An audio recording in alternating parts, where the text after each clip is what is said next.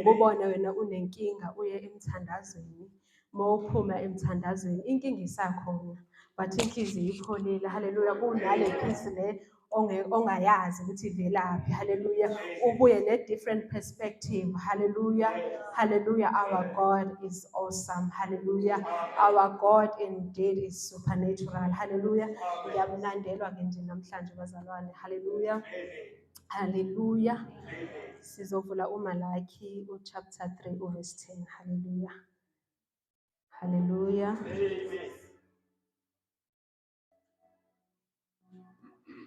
God is good.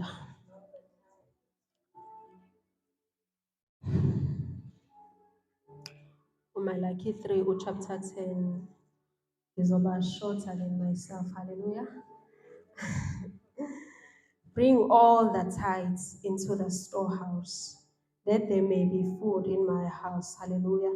And try me now in this, says the Lord of hosts. Hallelujah. My focus point is in all the tithes. Hallelujah. Okweshumi sikuletha konke. Hallelujah.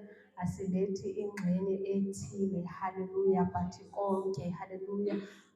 Meaning if you have multiple streams of income, hallelujah, kuwona bonke lawo multiple streams of income kumele kuphume imali kaNkulunkulu. Hallelujah. Sikhulumile last week, if not mistaken, ukuthi kunezinto that solely belong to God. Hallelujah. Okweyezakhe. Hallelujah.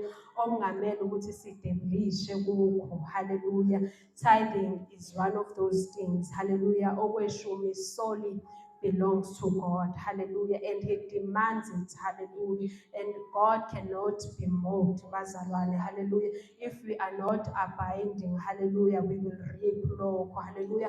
It is kaNkulunkulu, we reap what we sow. Hallelujah. So if utshala ukwenza ngendlela yakho, you will reap low. Hallelujah. Obedience is very important. Hallelujah. With disobedient, iyona yaxosha uSawule esihlalweni. Hallelujah. Yamkhipha esihlalweni. Hallelujah. Lithe izwi lenkosi akabulale konke. Hallelujah. Yena wasewenza ngendlela yakhe. Hallelujah. So obedience is very important. Hallelujah. Uma lithi izwi likaNkulunkulu sikukhipha konke okweshumi, asikukhipheni konke okweshumi. Hallelujah. Sithembeke kuNkulunkulu. Okweshumi is a way we honor God. Hallelujah. It is one of the ways we honor God. Ngakho hallelujah. La suke sithi khona Nkosi siyabonga. Nalokho esinakho sinakho ngenxa yakho. Hallelujah. So imali yethu iyamdumisa uNkulunkulu. Hallelujah. Our offerings, hallelujah, is also a form of worship. Hallelujah. Unto the Lord. Hallelujah. And tithing is still relevant. Bazalwane. Hallelujah. It is still relevant. Hallelujah. Matthew 23. Hallelujah. Ngicela ukuvula. Uyasivezela uJesu ekhuluma ngakho. Hallelujah. Matthew 23 verse 23. Hallelujah.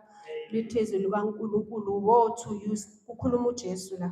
Woe to you, scribes and Pharisees, hypocrites, for you pay tithes of mint, anise, and cumin, hallelujah, and have neglected the weightier matters of the law. So la siyabona ukuthi labazalwane laba amaFarisi bakukhipha konke. Hallelujah. Njoba lisibalela la izwi likaNkulunkulu, okwemintu uyakhipha itithe, i-anise uyayikhipha i-tithing, i-cumin uyayikhipha i-tithing. Hallelujah. And have neglected the weightier matters of the law. Hallelujah. Which are justice and mercy and faith. Hallelujah. These you ought to have done. Hallelujah. Without leaving the others undone. Hallelujah. Uthi uJesu la konke lokhu nimele ukuthi nikwenze. Hallelujah. Ningashiyi lutho. Hallelujah. Ningafocus kokugodwa and neglect okunye. Hallelujah.